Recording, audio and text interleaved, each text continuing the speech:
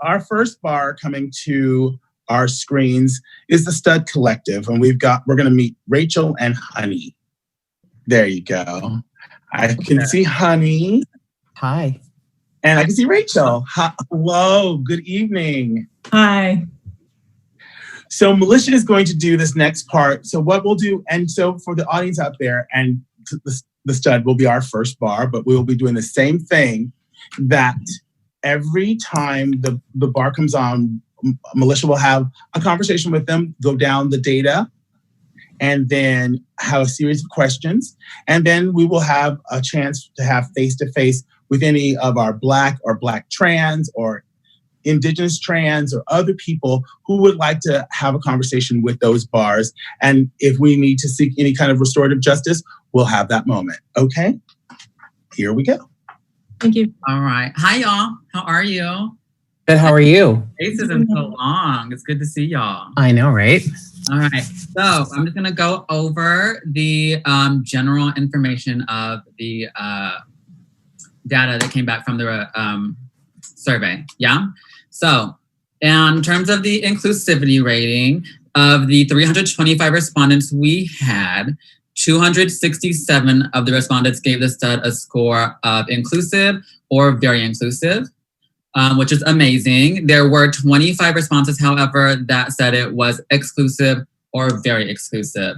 In terms of safety, 311 people responded and 229 said that it was safe or very safe, and 19 said the opposite. So overall, that puts y'all at number 1.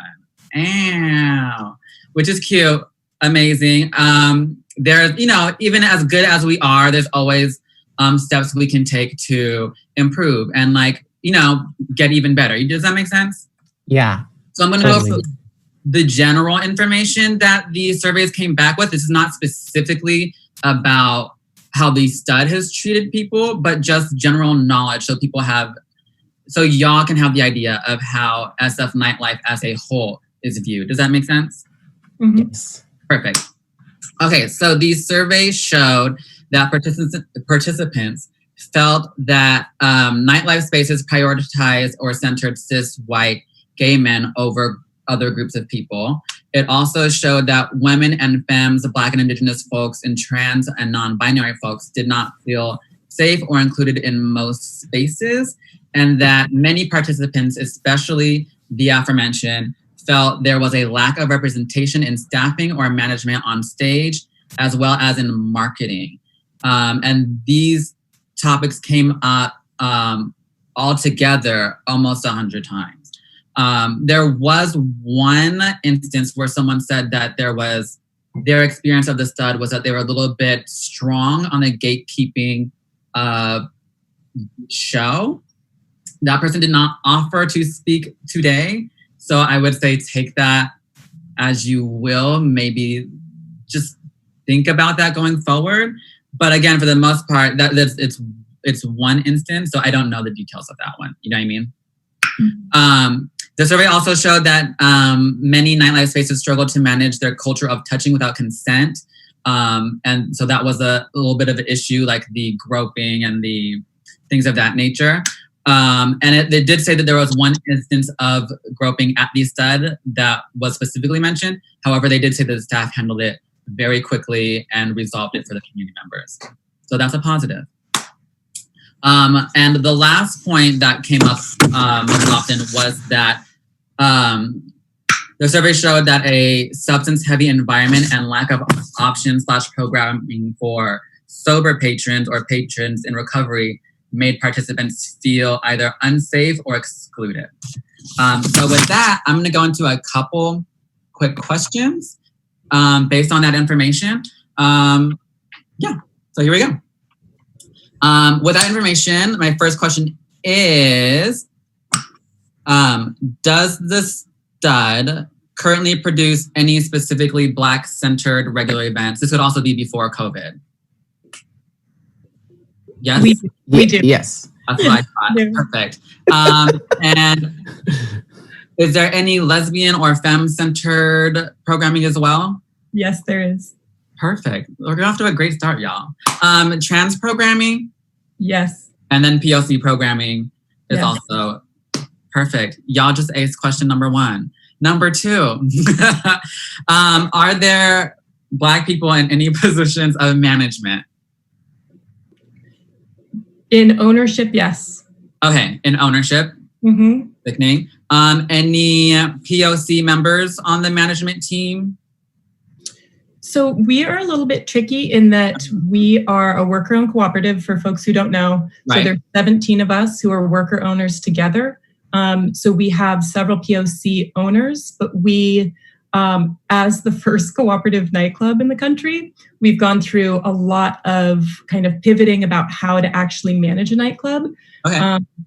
We took our original model from a grocery store, which thank you, Rainbow, for all of the tips, but it did not translate super well to a club.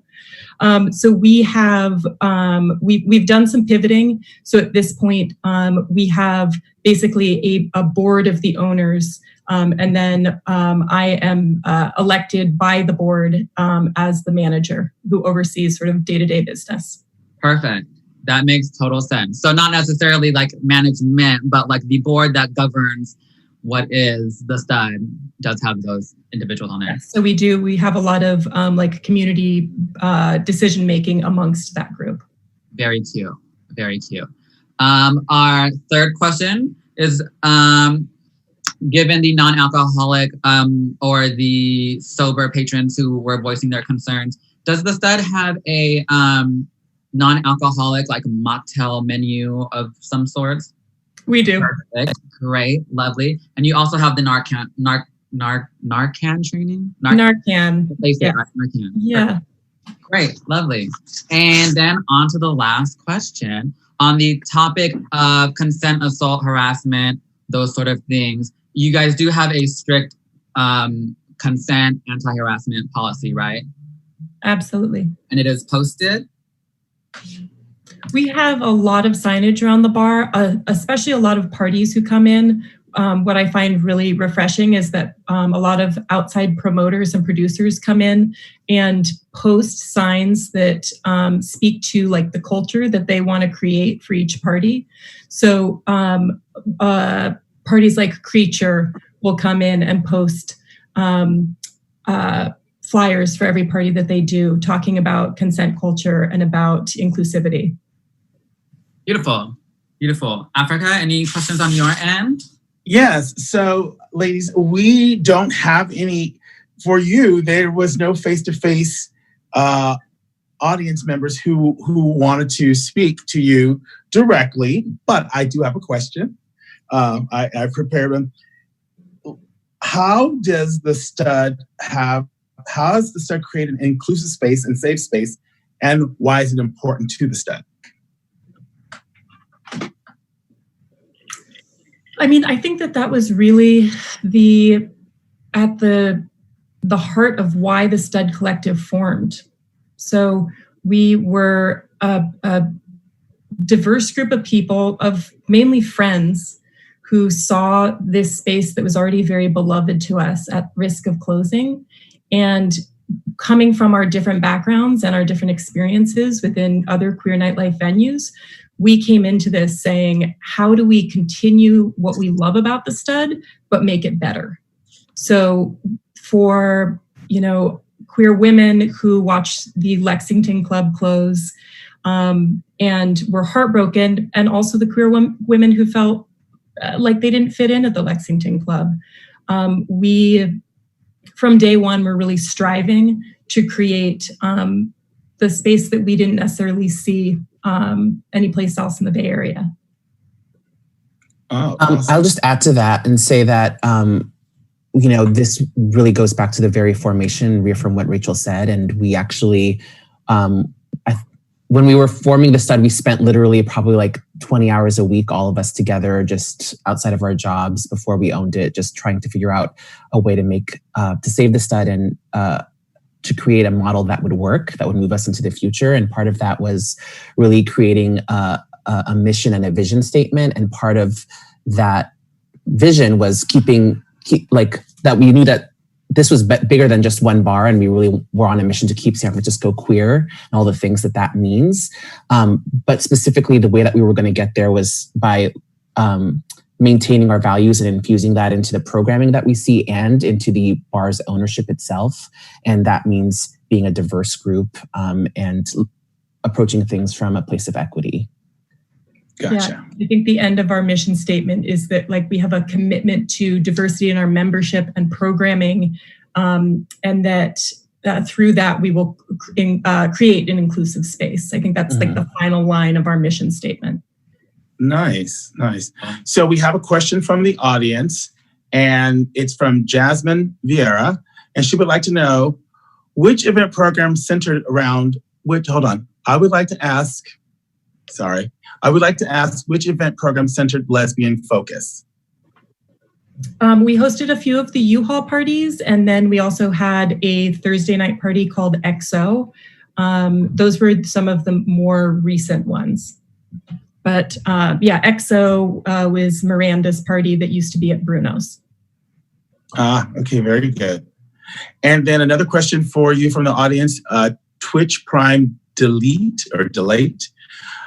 My working tenure at the Stud was mostly pre-collective. I wonder if the Stud has addressed the physical and verbal harassment that the front security and door person received on the majority of busy nights. Wait, can you say that again? My working tenure at the Stud was mostly pre-collective. I wonder if the Stud has addressed the physical and verbal harassment that the front security and door person received on the majority of busy nights. Oh, okay, I understand. Does the person know if that is an ongoing experience for the current door staff? They don't know. They said that they worked prior to the collective, so I think I wonder that must have been something that they brought up when you guys bought it. So, I mean, blessings to door people and security, because what a tough job. We try as hard as we can to give them the support that they need. Even the times when I show up just to do a walkthrough, I'm always checking in with security staff, just being like, how you doing, babes? How's the night going? So we have also set up a system of like, if something starts going south, we have security stationed outside. We have the door person who usually works for the party promoter a few feet away inside the door. And the security is trained that if there is an incident, you tell the person who's right inside the door, go get one of the bar staff and get me some backup right away. So we try to make sure that they don't feel like they're ever left out there by themselves, because it is tough. I mean, the neighborhood, people walking around at night who've been drinking or whatever else it might be, it's a tough place to be. Right, exactly. Let me see if we have any more questions for you. We're almost close to wrapping up our time with the Stud, but I want to say thank you so much for coming. I'm just looking one more time in our chat. I'm actually enjoying my time on Zoom this time. As an old person, yes, thank you, Florida. Florida is doing our stream and our Zoom together, and it is working out quite nicely. I have a fantastic person who works on my digital show, which is great, but this is one of these little tricky things of doing a talk show and trying to make sure we're streaming. So thank you. And I believe that, okay. And I believe that's all the questions we have for the Stud and all the comments. Now, I want to make sure that the audience knows out there that I know it sounds like this is so flowery and nice and everything is fantastic. And that's because we started with the bar that had the highest inclusivity and highest safety rating. That doesn't mean that the Stud is perfect. No one is. And that they know that they always have to continue to do the work. And the one thing that if you all didn't know, and I think everybody probably knows in the audience, is that the Stud is no longer a physical space at the moment. Their physical space is unfortunately not theirs anymore. And we're very, very saddened about that. But we hope that you all find a new space as soon as possible. Well, I want you to find a new space post-COVID where you make a lot of money, and and keep our community safe. So thank you for showing up tonight. Thank you. Thank you so much for having Thanks us. for doing this. You're Seriously. welcome. Our pleasure. Our pleasure. Thank you. Thank y'all. All right. Have a great night. You too. Oh.